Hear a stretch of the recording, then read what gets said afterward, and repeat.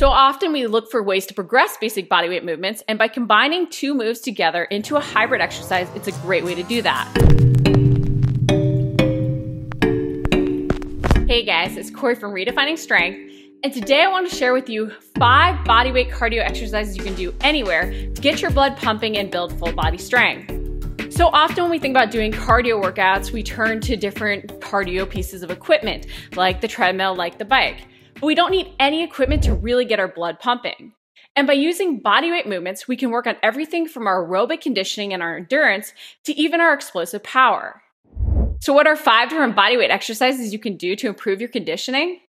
Exercise number 1, the lateral hop bulldog. This is one of my favorite variations of the burpee because you can work not only your shoulders, but also your abs and your quads. When you don't jump all the way back into the plank, you really target those quads even more. And because it has that lateral movement or that lateral hop, you can work on stability in that frontal plane of motion. It's so key that we include moves that get us moving in every plane of motion in our cardio workouts, instead of just forwards and backwards. By moving laterally, we can work on our explosive strength and our stability of not only our hips, but also our ankles and even our knees. Just make sure that you build up to the movement. Make sure that when you do this move, you're super explosive in that jump laterally. And also when you jump back, keep your knees stacked under your hips. This will work your quads more. You also want to make sure that you're not shrugging your shoulders as you jump back. You want to move as quickly as possible to really get your blood pumping. If you're just starting out with this move, don't hesitate to step back instead of jumping. This can help you build that stability. You might also find that you reduce the range of motion by doing it off a bench.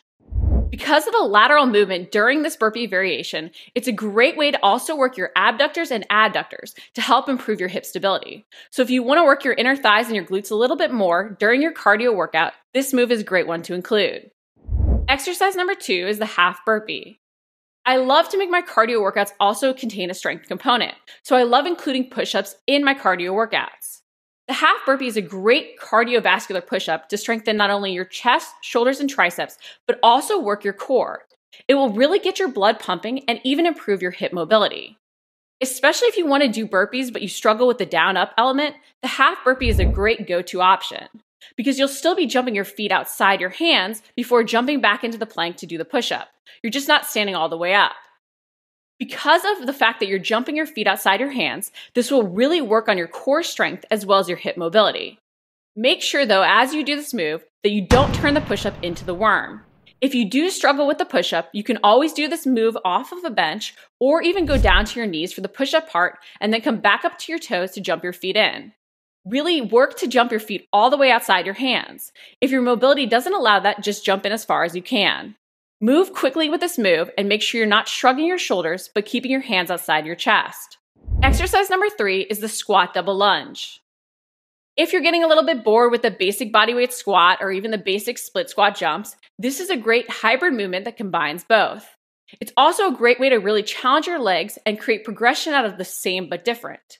So often we look for ways to progress basic bodyweight movements, and by combining two moves together into a hybrid exercise, it's a great way to do that.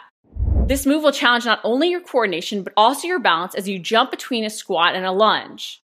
You can vary this move by either trying to focus on jumping higher between each movement or by staying more under tension and keeping the jumps quicker but smaller. Both are great options, it just depends on your goals for the workout. If you want to work more on that explosive power, focus on fewer reps but the higher jump between. If you want to work on your work capacity or even improve your strength endurance, focus on staying more in that working range and move quickly between the squat and the lunges. If you're just starting out or you want to reduce impact, step between the moves. You can also hold more of a skater squat and do a little skater squat and then tap back between. But if you're looking for a great way to challenge not only your quads, but also your glutes and your hamstrings, this is a great move to do just that. Exercise number 4 is the crawl with sit-through. I know we think crawling is easy, it's for babies, they do it, but it's really a very challenging core exercise and a great way to get your blood pumping. Especially if you're a runner looking to mix up your routine and work on your core strength and even that contralateral movement pattern, which is where your opposite hand and leg work together, this exercise is a great way to do it without any impact. And when you add in that sit through with the crawl, not only do you have a great anti-rotational core move in the crawl, but also a great rotational core move with the sit through.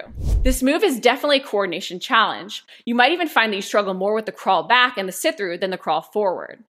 When you do that crawl forward, really try and keep your hips still.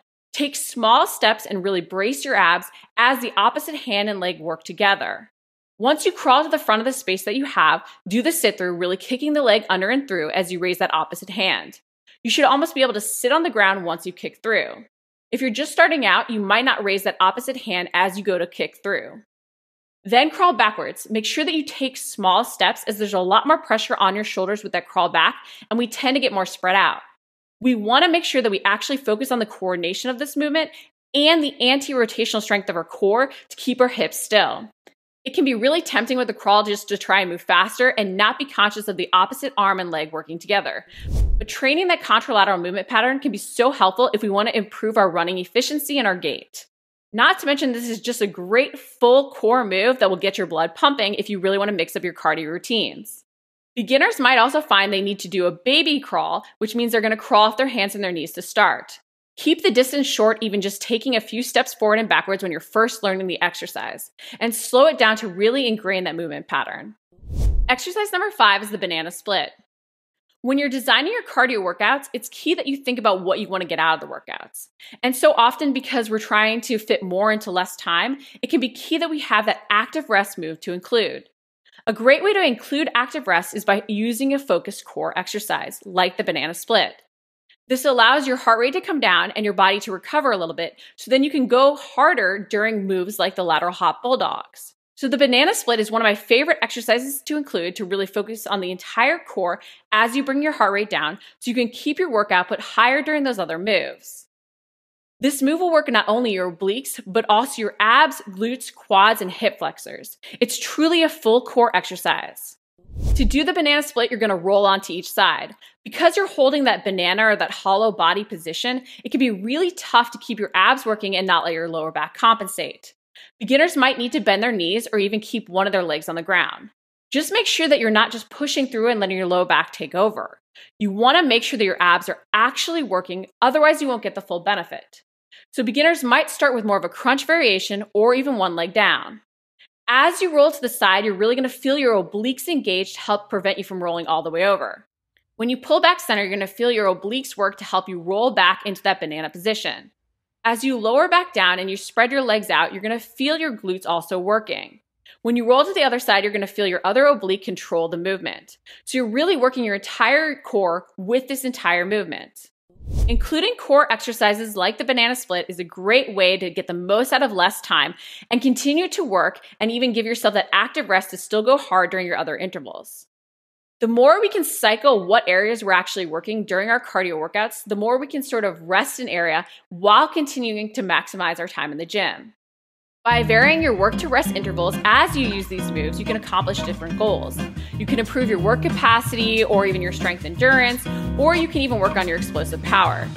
When you're using these moves, make sure that you're designing the workouts based on your needs and your goals. I'll link to a great article with 3 of my favorite interval design setups so that you can use these moves in different ways and have some fun. If you liked the video, make sure to like it, comment below if you have any questions, and subscribe. We're posting new videos each week.